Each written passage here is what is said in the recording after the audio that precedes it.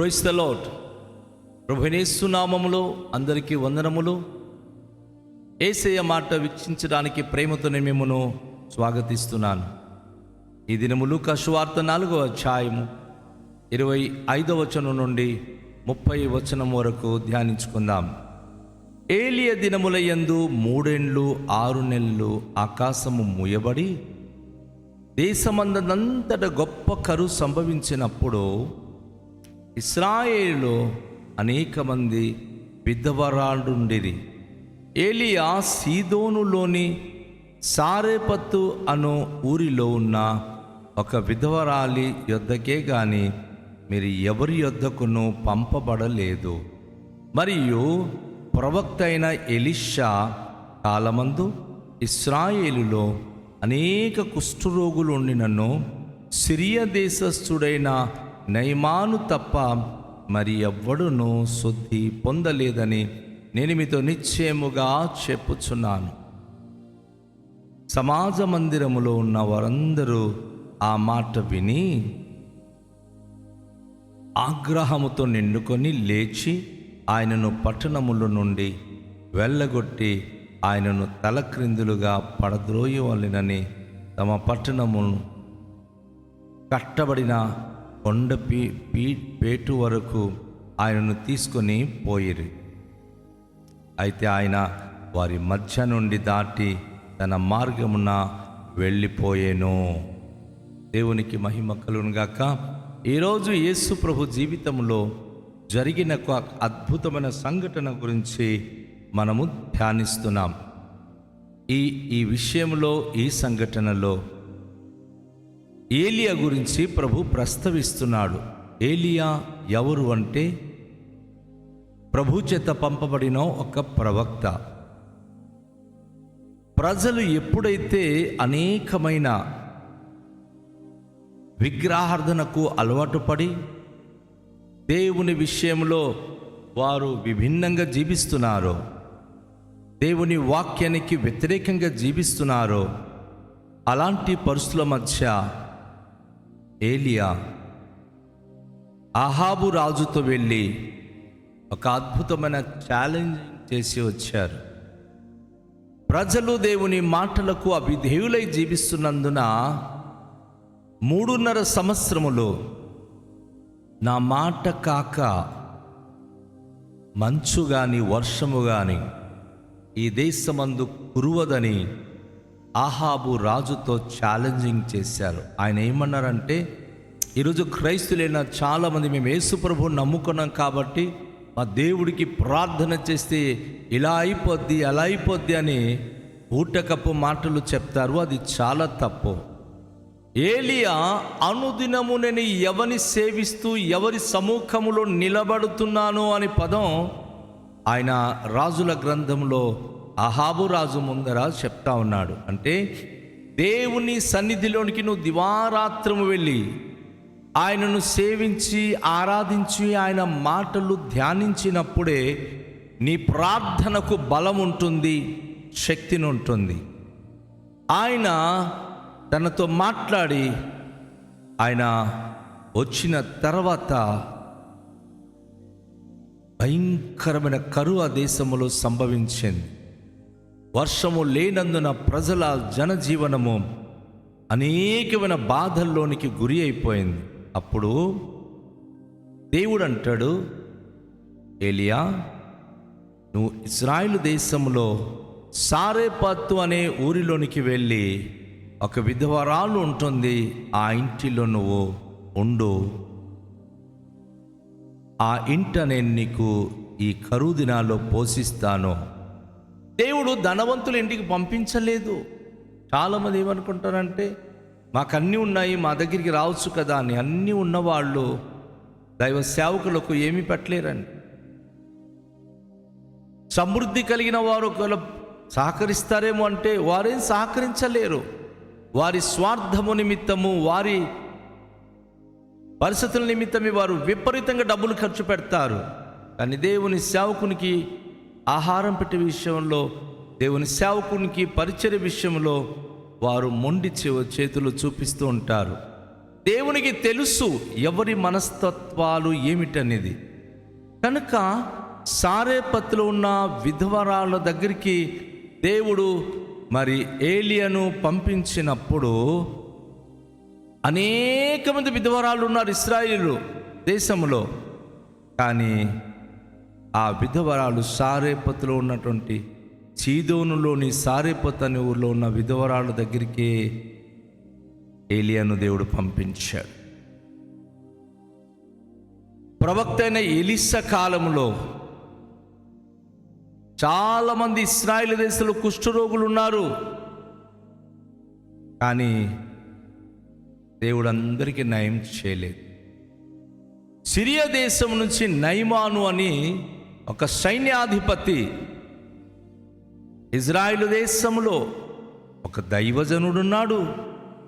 ఆయన దగ్గరికి వెళ్ళినప్పుడు నిశ్చయంగా ఆయన బాగు చేయును అని తన ఇంట ఉన్నటువంటి ఒక పని మనిషి తనకిచ్చిన సమాచారం మేరకు నయమాను ఆయన సిరియా దేశం నుండి ఇజ్రాయేలు దేశానికి వచ్చి అప్పట్లో ఉన్న రాజుతో అంటున్నాడు, మీ దేశంలో దైవజనుడు ఉన్నాడట, నన్ను బాగు చేయాలి.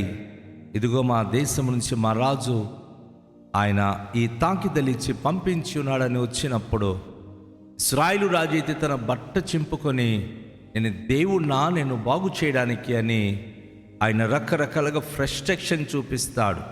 అయితే అద్భుతమైన విషయం ఏమిటంటే అక్కడ ఉన్నటువంటి వారు అన్నారు, అయ్యా మీరింత భయపడాల్సిన అవసరము లేదు. ఎందుకు అంటే మన దేశంలో దైవజనుడు ఉన్నాడు, ఆయన పేరు ఎలీషా. ఆయన దగ్గరికి మనం పంపిద్దామన్నప్పుడు ఈ నయమానుకి ఎలీషా దగ్గరికి పంపించినప్పుడు ఎలీషా ప్రార్థనలో ఉండి తన మరి ఇంట తన పరిచారకుడుగా శిష్యుడుగా ఉన్న గేహాజీ తన ఇంటి ముంగిట కూర్చుంటే ఆయన వెళ్ళి సమాచారం చెప్పాడు, అయ్యా సిరియా దేశం నుంచి నయమాను అనే ఒక రోగి వచ్చాడు. ఆ రోగి తను కుష్ఠరోగి, మిమ్మల్ని కలుసుకోవాలని వచ్చాడు అంటే అప్పుడు ఎలీషా అంటాడు, ఆయనకి యొర్దాను నదిలో 7 మార్లు మునిగి వెళ్ళిపోమని చెప్పు అంటాడు ఆయన. ఆ మాట గేహాజీ చెప్పినప్పుడు నయమానికి విపరీతమైన కోపం వచ్చింది. మా దేశంలో ఎన్నో నదులు ఉన్నాయి, మేము ఎన్నోసార్లు పుణ్యస్నానాలు చేస్తూ ఉంటాము, అక్కడ అనేకమైనటువంటి మంచి మంచి పేరుగాంచిన నదుల్లో స్నానములు చేస్తూ ఉంటాం, అంతకన్నా మించి ఈ యొర్దాను నదిలో ఏంటి గొప్పతనం అంటాడు. అయితే తన రథసారిది అంటాడయ్యా మనకు ఆయన ఏదేదో డ్యూటీ అప్పగించలేదు కదా, వెళ్ళి ఆ నీళ్ళలో కేవలం 7 మార్లు మునిగి వెళ్ళిపోండి అన్నాడు. ఒకసారి మనం ప్రయత్నిస్తే ఏం జరుగుతుందో చూద్దాం. ఒకవేళ మనకు కుష్ఠరోగి నయమవలేదనుకోండి, దండెత్తి దేశం మీదకి వచ్చి యుద్ధం చేద్దాం. లేదు నయమైపోయింది అనుకోండి, మనం వారికి కానుకలు ఇచ్చి వెళ్ళిపోదామని తెలియచేసినప్పుడు ఆయన మాటకు సమ్మతించినటువంటి నయమాను నదిలోనికి వెళ్ళి యొర్దాను నదిలో 7 మార్లు మునిగి 7 మార్లు ఆయన మునిగినప్పుడు ఊహించని కార్యములు అక్కడ జరిగినవి. 7 మార్లు మునిగి లేచినప్పుడు తన శరీరం అంతా కూడా నున్నగై చాలా చక్కటి ఆరోగ్యము కలిగింది. హిమములాగా మారిపోయినటువంటి తన కుష్ఠరోగపు ఆ శరీరము సంపూర్ణ స్వస్థత పొందేసరికి ఎంతో ఆనందించి తను కానుకలు అర్పించి వెళ్ళినట్లుగా మనము చూస్తాం. అయితే ఇక్కడ మనం గమనించినప్పుడు యేసు ప్రభువారు ఈ మాటలు చెప్పినప్పుడు సమాజ మందిరంలో ఉన్న వారందరూ ఆ మాట విన్నారు. కానీ ఈయన ఎవరు? ఎప్పుడెప్పుడు చరిత్రను చెప్పి మనను కలవరపరుస్తూ ఉన్నాడు, ప్రశ్నలు వేస్తున్నాడు, ఆగ్రహంతో నిండుకున్నారు. ఆయనను లేచి పట్టణంలో నుండి వెళ్ళగొట్టి ఆయన తల క్రిందులుగా పడద్రోయాలని తమ పట్టణంలో కట్టబడిన కొండపేటు వరకు ఆయనను తీసుకొని పోయారు. ఎంత దుర్మార్గత అంటే, ఆయన మంచి మాటలు చెప్పి శుభవార్త తెలియచేసిన యేసు ప్రభుకు చంపేద్దాం, తనకు కొండ నుంచి త్రోసేద్దాం, తల క్రిందులై పడి చచ్చిపోతాడని ఆయనను ఈడ్చుకుని వెళ్ళిపోదామని ఆయన దగ్గరికి కోపముతో వెళ్ళారు. విచిత్రం ఏమిటంటే, జనసమూహం చుట్టూ మోగి ఉన్నారు. ఎత్తైన కొండ మీద తీసుకుని వెళ్ళాలని వారు ఆయన రెక్క పట్టుకుని వెళుతున్నారు. అంతలో ఏమైందో తెలియదు, అద్భుతమైన సంఘటన జరిగింది. ఆ అద్భుత సంఘటన ఏంటంటే, వారి మధ్య నుండి ఆయన దాటి కిందకి నజరేతు నుంచి ఆయన క్రిందకి దిగిపోతూ ఆయన రహదారిలో వేరే పట్టణానికి వెళ్ళిపోతున్నాడు. వీరు చూస్తున్నారు కానీ కానరావట్లేదు. ప్రియ దేవుని యొక్క బిడ్డలారా, దేవుని కొరకు మనం సాక్షిగా ఉన్నప్పుడు, దేవుని కొరకు అద్భుత కార్యములు చేయాలనుకున్నప్పుడు దేవుడు మనను గమనిస్తూ ఉన్నాడు. తనకు విరుద్ధంగా ఎవరు నిలబడినా, బైబిల్ ఒక మాట ఉంది, నీకు విరుద్ధంగా రూపించబడిన ఆయుధము వర్ధిల్లదు, రాజ్యము నిలవదు. దేవుని భక్తులకు ఏదో చేద్దామని ప్రయత్నాలు చేస్తున్నప్పుడు దేవుడు తన సేవకుల తోడుగా ఉంటాడు కనుక వారికి ఏ నష్టములో సంభవించక దేవుడు వారిని కాపాడుతూ ఉంటాడు. నా ప్రియ దేవుని యొక్క సంఘమా, నా దేవుని యొక్క ప్రియ ప్రజలారా, ఈరోజు ప్రభువును మరి ఎవరైతే నజరేతులో ఆయనను ఇబ్బందులు పాలు చేయాలనుకున్నారో వారి ముందర ఆయన వెళ్ళిపోయాడు. కానీ ఆయన మాటలకు వారు ఆశ్చర్యపడుతున్నారు. ఈరోజు ఎంతోమంది రోగులు, ఎంతోమంది బీదవాళ్ళు ఉండొచ్చు, ఎంతోమంది కష్ట బాధల్లో కన్నీళ్ళలో ప్రభు బ్రతుకుతున్న వాళ్ళు ఉండొచ్చు.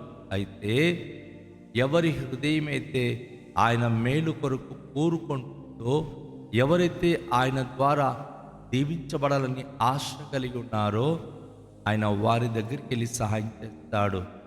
నాడు కాదు నేడు కూడాను తన పట్ల విశ్వాసం కలిగి ఎదురు చూస్తున్న జనాంగానికి ఆయన సహాయము చేయువాడై ఉన్నాడు, వారికి మేలు చేయువాడై ఉన్నాడు. కనుక ఇది మనం గమనించుకుందాం. దేవుని సన్నిధిలో మనమందరం కూడా తలలుంచుకొని ప్రార్థన చేద్దాం. ప్రభువా, మా అవసరతలు ఇది, మా అక్కర్తలు ఇది, మా లోనికి రండి ప్రభువా అని. నజరేతు పట్టణం వలె అనేక మంది యేసును విమర్శించేవారు ఉన్నారు, తృణీకరించేవారు ఉన్నారు. కానీ అంగీకరించే వారిలో మాత్రం అద్భుతాలు ఆయన చేస్తాడు. ప్రార్థన చేద్దాం. దయగల తండ్రి, ఈ ఉదయకాశములో మీరు మాతో మాట్లాడిన మాటల కొరకు వందనాలు.